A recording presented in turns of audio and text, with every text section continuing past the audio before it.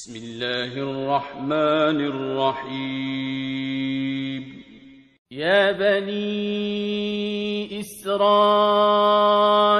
اذكروا نعمتي التي أنعمت عليكم وأني فضلتكم على العالمين أعوذ بالله السميع العليم من الشيطان الرجيم بسم الله الرحمن الرحيم الحمد لله رب العالمين وبه نستعين وصلى الله على سيدنا محمد وعلى الطاهرين وعلى الله عليهم أجمعين من الآن إلى قيام يوم الدين آمين رب العالمين.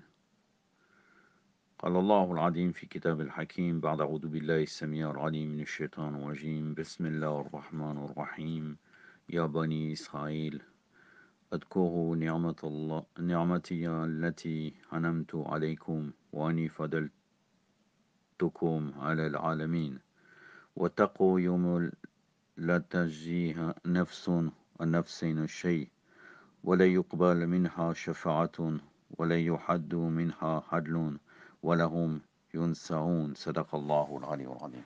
Allah subhanahu wa ta'ala nous dit dans le Saint-Coran, dans la sourate Al-Baqarah, donc la sourate de la vache, du verset 47 à 48, ô enfants d'Israël, rappelez-vous des bienfaits que je vous ai octroyés gracieusement, et souvenez-vous également que je vous ai élevé parmi les gens du monde, c'est-à-dire parmi les gens du monde, ou que vous ai donné préséance sur les mondes, c'est plus correct, de votre époque.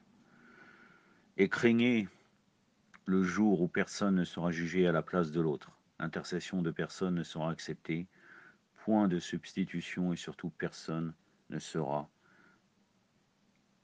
assisté. Point de substitution, ou bien on peut dire aussi nulle compensation. Donc la suite du commentaire du Coran, basé sur le tafsir que j'utilise, c'est l'exégèse lumière du Coran. Et là, je vous avoue que je l'ai trouvé un peu, en particulier dans cette intervention du tafsir là, de l'auteur, qui va parler de shafara, de l'intercession. Je l'ai trouvé un peu confus. Même ce qu'il dit est juste, mais ça reste assez confus ce qu'il dit. Donc en fait, le sujet principal aujourd'hui sera sur l'intercession. C'est cela. Bien entendu, l'intercession d'une manière générale, parce que sinon on pourrait développer cela d'une manière très détaillée, notamment même que les prophètes, alayhi salam ajmaïn, demandent l'intercession au Ahlul Bayt, alayhi salam, pour certains manques, même s'ils sont infaillibles, vous savez très bien qu'il y a des degrés d'infaillibilité. Ce n'est pas notre sujet. Au début, donc, il commence en parlant de la prétention des Juifs qui se prétendent le peuple élu. Donc, illusion vaine des Juifs. Allah s'adresse une fois de plus aux Juifs dans ces versets et leur demande de se remémorer les bienfaits qu'il leur a octroyés. Là, dans le verset, ô enfants d'Israël, rappelez-vous les bienfaits que je vous ai octroyés. Pardon, billahi samir al-alim min ash-shaytanir rajim. Ya bani Israël, adkuru ni'mati allati an'amtu alaykum, sadaqallahu al-alim. Ces bienfaits sont immenses. Ils vont du salut par la foi en passant par la libération des griffes du pharaon, la restauration de l'honneur et la liberté totale. Et parmi ces bienfaits, Allah évoque également le fait de les avoir élevés au-dessus des gens de leur époque, ce qui implique différentes formes de bienfaits. Là, Allah, je le dis, je vous ai élevé au-dessus des gens du monde. Ou je vous ai comblé, je vous ai donné préséance sur le monde, je vous ai donné préséance sur le monde.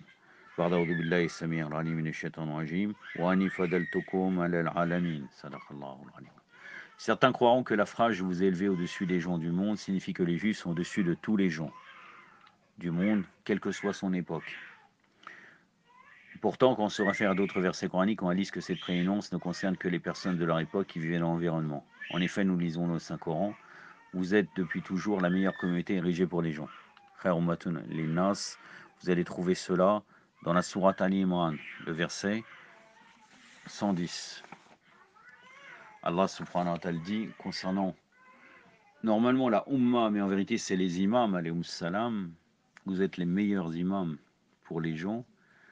Et dans le tafsir de Ahlul Bayt le Tahwil, mais sinon on va dire la communauté, là on parle vraiment de la communauté de croyants, vous êtes depuis toujours la meilleure communauté érigée pour les gens. Donc le verset 110, au tout début du verset, Ba'da a'udhu billahi samir al-alim minash shaitanir rajim, Kuntum khayra ummatin ukhrijat lin-nas. C'est-à-dire, là, dans la sourate Al-Imran. Donc ça s'adresse, c'est pour répondre aux Bani Israël, aux Juifs qui prétendent qu'ils sont la meilleure communauté, le peuple élu dans toutes les époques.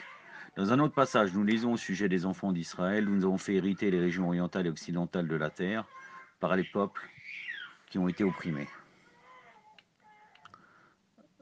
C'est pour répondre, vous allez voir, après ils répondent ça sur ça, ça reste assez bien fait. Donc là, c'est la sourate Al-Araf, le verset 137.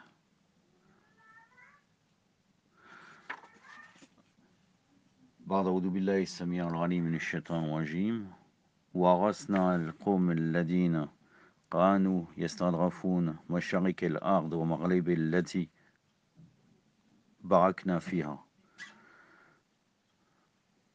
Nous avons fait hériter les régions orientales et occidentales de la terre par les peuples qui ont été opprimés. Nous notons très bien que les tribus d'Israël ne commandaient pas tous les gens dans le monde. Cela veut dire qu'ils sont les héritiers de la partie de l'Orient et de l'Occident située dans leur région. Leur domination sur les régions du monde signifie qu'ils avaient été distingués parmi les personnes de cette époque.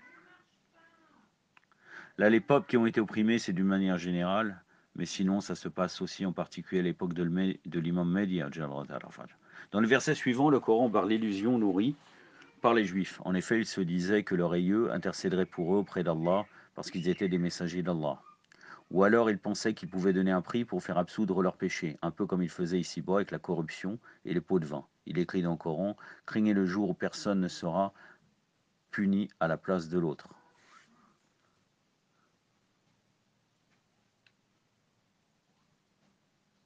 Et l'intercession n'y sera pas accordée. Ce jour-là, on ne prendra pas de prix pour quelque chose et personne ne viendra au secours de l'autre. En résumé, au souverain le jour et le juge de ce jour n'acceptera que les actes purs, comme ressort des versets 88 et 89 de la sourate Shu'ara. Allah subhanahu wa ta'ala nous dit dans la sourate Shu'ara, je vais aller vers cette sourate.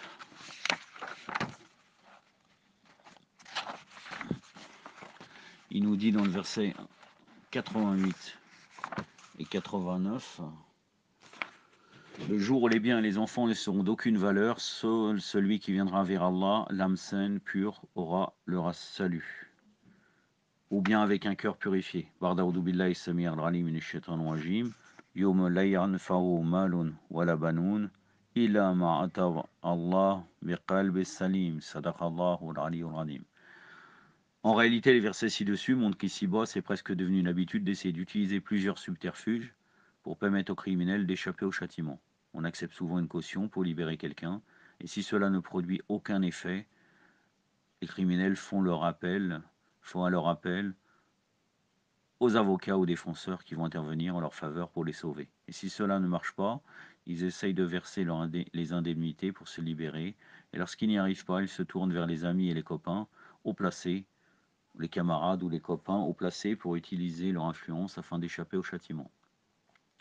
Telles sont les différentes méthodes pour déjouer le châtiment ici-bas. Mais le Coran dit, les principes de justice le jour du jugement se distinguent totalement de ce qui se passe sur terre. Et aucun de ces subterfuges ne sera efficace ce jour. Le seul moyen de trouver le salut consiste à se réfugier sous l'ombre de la foi, de la piété et solliciter l'affection divine. Maintenant, le sujet donc très important de l'intercession, shafara, dans le Coran et les traditions. L'intercession, traduite en arabe par shafara, avec ses dérivés, apparaît affirmativement et négativement 30 fois dans différentes sourates du Coran, ce qui traduit l'importance du sujet. Sans aucun doute, les châtiments et les punitions d'Allah, aussi bien ici-bas que dans l'au-delà, n'ont rien à voir avec la vengeance. Tout cela, en réalité, est une manière de garantir le respect et l'obéissance aux lois, ce qui permet à l'homme de progresser et se perfectionner. Donc il faut craindre tout ce qui risque d'affaiblir cette garantie, afin que les gens n'aient pas le courage et l'audace de commettre des péchés et des crimes. Par ailleurs, il ne faut pas fermer aux pécheurs la porte du repentir, du retour et de la rectification de soi. On doit leur accorder l'occasion de se refaire et de revenir vers Allah, étant purs et pétris de piété. Donc l'intercession signifie que les prophètes, les guides saints et les pieux, les guides saints ce sont les imams, les pieux c'est les croyants très élevés, ou bien chacun pourra intervenir à son niveau, si vraiment il est destiné au paradis, bien entendu, interviendront et intercéderont le jour du jugement pour des gens qui n'ont pas coupé leur lien de foi avec Allah, c'est-à-dire des gens qui ont qui ont conservé leur relation et leur rapport spirituel avec Allah et les prophètes, alayhimus salam, et bien entendu les imams, alayhimus salam. En d'autres termes, l'intercession dans son vrai sens est un moyen pour préserver cet équilibre. Il constitue un moyen pour que les pécheurs et les gens souillés par la désobéissance et le délit puissent revenir dans la voie de la soumission et de la dévotion. Nous pouvons ajouter pour appuyer que la philosophie de l'intercession est quelque chose de tout à fait naturel, cohérent et logique.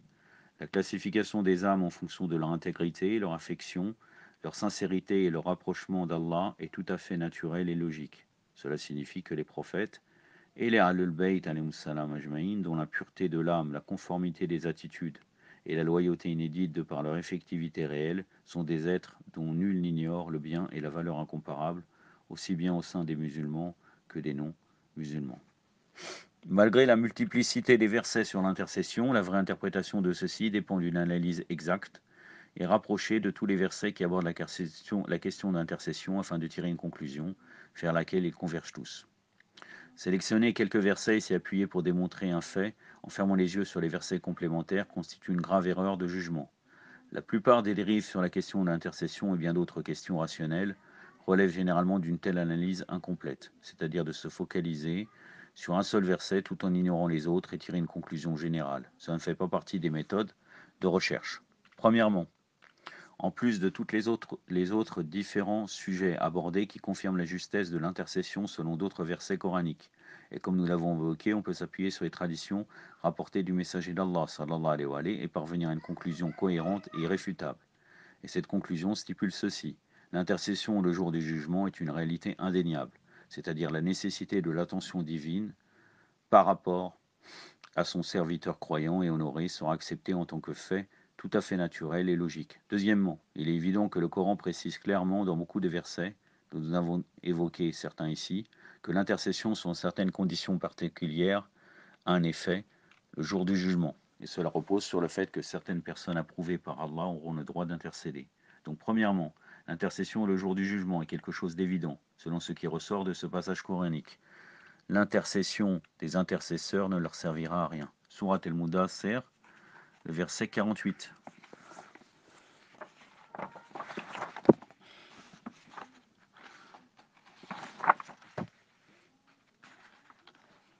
Donc Surat al-Mudassir, je le recherche, je l'avais mis de côté. J'avais préparé mon intervention. Allahumma salli ala Muhammad wa ali Muhammad. Wa najjal farajahum wa na'am adahum. Je ne le retrouve plus. Allahu Akbar. Inch'Allah, je vais vous la donner tout de suite. Surat al-Mudassir, c'est la sourate 74. Non, j'y arrive. Donc la sourate 74, le verset 48. Il me semble qu'il y a une erreur ici. Non. Voilà, Surat al-Mudassir, donc le revêtu de manteau, le verset 48. Ba'da'udhu billahi as-sami' al-'alim minash shaitanir rajim. Fama tanfa'uhum shafa'atun shafirin. Sadaqallah al-'aliyyul 'azim. L'intercession des intercesseurs ne leur servira à rien. Deuxièmement, un groupe sera très certainement et incontournablement sous le coup des conditions de l'intercession le jour du jugement. Il fera partie de ceux à qui Allah a promis l'intercession. Par exemple, Allah subhanahu wa ta'ala nous dit: le jour du jugement, l'intercession de quelqu'un ne sera utile à l'autre que si Allah le permet.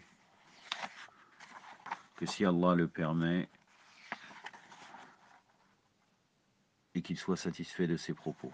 Ça, c'est la sourate Taha, le verset 109.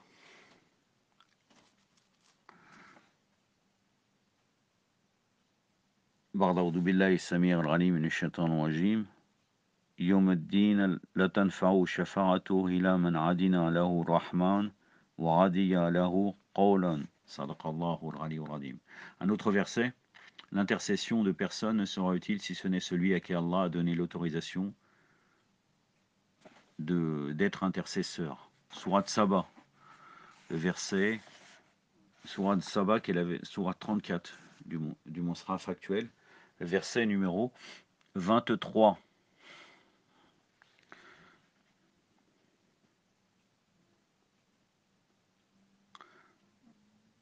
بعد أعوذ بالله السميع العليم من الشيطان الرجيم ولا تنفع الشفاعة عنده إلا لمن أذن له صدق الله العلي العظيم. Donc l'intercession de personne ne sera utile si ce n'est celui à qui Allah a donné l'autorisation de jouer l'intercesseur. Allah subhanahu wa ta'ala nous dit dans Surat Zukhruf, là il y avait une erreur normalement dans le numéro du verset. Je vais vous le donner. Donc la Sourate 43. Celui qui adorera autre chose que Allah ne sera jamais détenteur de l'intercession, sauf ceux à qui Allah a donné le droit de témoigner et qu'ils connaissent du fond du cœur. Donc là, c'était marqué le verset 46, mais ce n'est pas le verset 46. C'était le verset...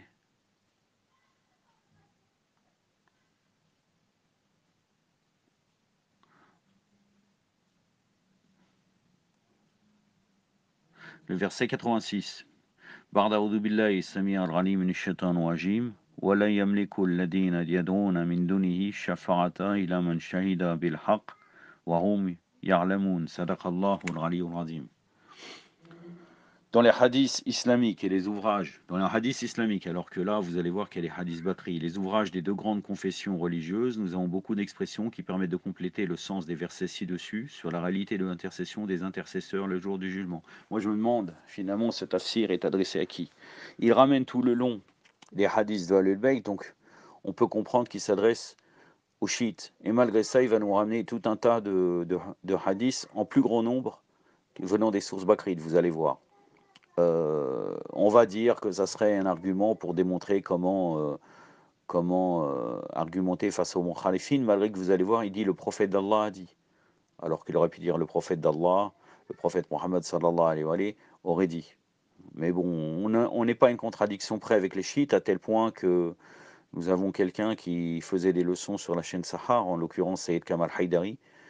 Il avait une émission Mutalahat fil Aqida, d'ailleurs même après qu'il a continué sur la chaîne Kawsar. Et en fait, tout le long, à la chaîne Sahar, il n'y avait que des chiites, bien entendu en particulier, qui regardaient. Il y avait très très peu de Bakri. Tout le long, il ramène en particulier en plus grand nombre des hadiths des mukhalifin. À quoi ça sert? Sauf trouver des arguments, éventuellement, démontrer la croyance à travers les ouvrages des mukhalifin. Mais finalement, on oublie, on occulte totalement aussi nos références. C'est-à-dire finalement, on va trouver quelqu'un qui va connaître plus les références des mukhalifin que les références de Ahlul Bayt. C'est un grand problème, puisqu'en fait, on parle du Coran. Nous avons laissé les deux poids, le Coran et les Ahlul Bayt. À la kulli hal. Ceci étant dit, nous avons entre autres ouvrages des livres tels que Biyar al-Anwar, Majma al-Bariyan, Tafsir al-Mizan, al-Burhan fi Tafsir al-Quran, Tafsir al-Tibyan, Khisal al-Saduq, Usul al-Kafi, Sunan ibn Majah, donc là c'est les sources mukhalifin, Sunan Ahmed ibn Hanbal, Muwatta al-Malik, Sunan Tirmidhi, Sunan al-Darami, Sahih Muslim, Sahih Bukhari et bien d'autres. Nous choisissons ici quelques exemples de hadiths. Donc là, le messager d'Allah aurait dit, puisque là c'est dans Sunan Tirmidhi, volume 5, page 248, Sunan ad-Darimi, volume 1, page 26 et 27.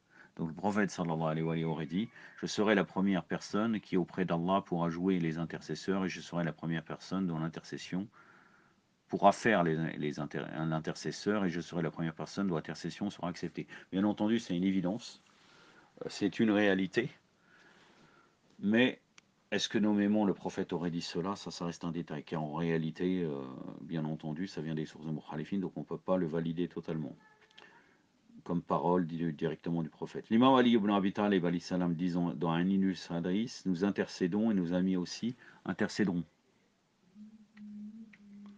El Khisal de Shir Sadour, page 624.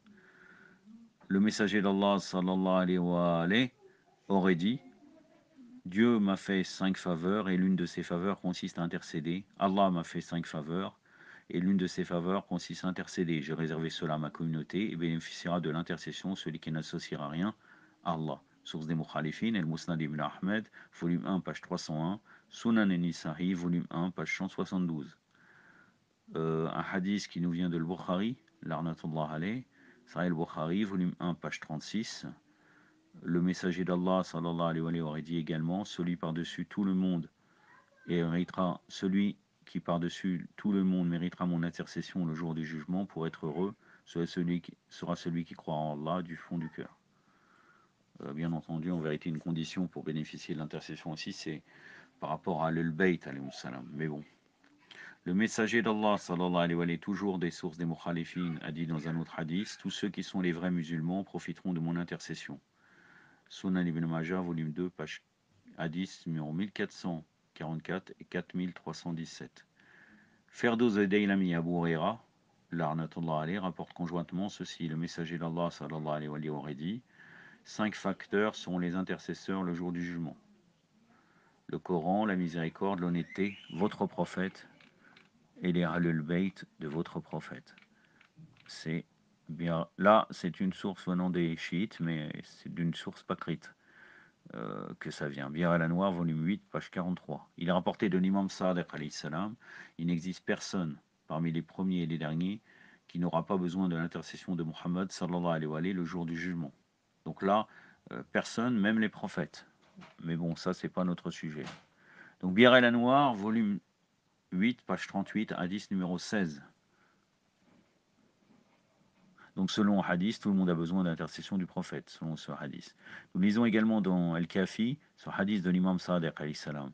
Quiconque aimerait faire partie de l'intercession doit agir de manière à captiver l'agrément d'Allah. Usul Al-Kafi, volume 8, page 11, hadith numéro 1. Bir al-Anwar, volume 8, page 53 et 61. Nous demandons à Allah Azza wa Jalla, là il termine son tafsir, mais je veux revenir à une partie du tafsir Hassan Askari alayhi salam concernant le premier verset. Nous souhaitons que Allah, donc dans Surat al-Baqarah, le verset, c'était le verset 43, si je ne me trompe pas. Nous souhaitons que Allah exalté soit-il nous donne l'opportunité d'être parmi les gens soumis et d'être parmi les serviteurs. Nous le prions afin qu'il nous préserve de toute forme de bévue, d'erreur et de péché. Nous prions qu'il ne nous prive pas de l'intercession de Muhammad sallallahu alayhi wa sallam et des Ahlul Bayt le jour du jugement. Ce n'était pas le verset 43, le verset 47. Donc là, j'arrive à ce que nous dit le tafsir Hassan Askari alayhi salam. Vous allez voir encore une fois, toujours c'est vraiment la lumière de Ahlul Bayt, ce tafsir alayhi salam. Donc le verset qui dit « Ô enfants d'Israël, je ne vais pas revenir, rappelez-vous de ma faveur que je vous ai accordée et par laquelle je vous ai fait exceller sur les autres nations. » Donc le saint Imam Hassan Askari alayhi salam a dit, Allah subhanahu wa ta'ala l'a dit, rappelez-vous de ma faveur que je vous ai accordée dans l'envoi de Moussa, d'Haroun, avec la prophétie pour vos ancêtres, et ils ont guidé vers la prophétie du prophète Mohammed sallallahu alayhi wa sallam, et la wilaya de Ali alayhi salam et des imams purifiés de sa progéniture alayhi salam, pour lesquels vous avez prêté serment, et si vous les respectiez, alors vous mériteriez d'être des rois dans son paradis, avec son prestige et son agrément, et par laquelle je vous ai fait exceller sur les autres nations. Cela signifie que les actions de leurs ancêtres excellaient dans la religion et dans le monde. Pour ce qui est de l'excellence dans la religion, c'est parce qu'ils ont accepté la prophétie du prophète Mohammed sallallahu alayhi wa sallam et la wilaya de Ali et sa progéniture purifiée. Donc là, on voit vraiment, alayhi salam ajma'in. Et là, on voit vraiment une autre vision de ces versets, mashallah. Pour ce qui est de l'excellence dans ce monde, ce fut l'envoi sur eux de couverture de nuages, d'envoyer sur eux Mana Qawais, l'eau jaillissante des rochers, la séparation de la mer pour eux et le sauvetage de leur ennemi, tel Pharaon et son peuple. Il les a rendus supérieurs dans le monde pendant leur période. Alors Allah le Tout-Puissant leur a dit, le sauvetage, pas de leur ennemi, le sauvetage que eux ils ont été sauvés, ils ont été éloignés et sauvés de leur ennemi. Tel Pharaon et son peuple, il les a rendus supérieurs dans le monde pendant leur période. Alors Allah Tout-Puissant leur a dit, si vous agissiez selon les actes de vos ancêtres pendant leur temps, vous devriez accepter la supériorité de Muhammad sallallahu alayhi wa sallam et de sa progéniture, car il est plus approprié pour vous d'exceller en cette période en accomplissant le serment que vous avez prêté. Donc là, Allah subhanahu wa ta'ala leur rappelle cela, les bienfaits de Bani Israël alayhi salam, pour disant, regardez, eux ils ont suivi les Ahlul Bayt, vous devriez faire la même chose, suivre le prophète et les Ahlul Bayt. Donc là on voit très bien que, encore une fois, le tafsir Hassan Askari alayhi salam nous apporte un éclairage très important temps sur ces nobles versets. J'en ai terminé avec cela. Inch'Allah, je vous laisse à la grâce d'Allah. Wa sallallahu ala Muhammadin wa atrati wa taghin. Wassalamu alaikum wa rahmatullah.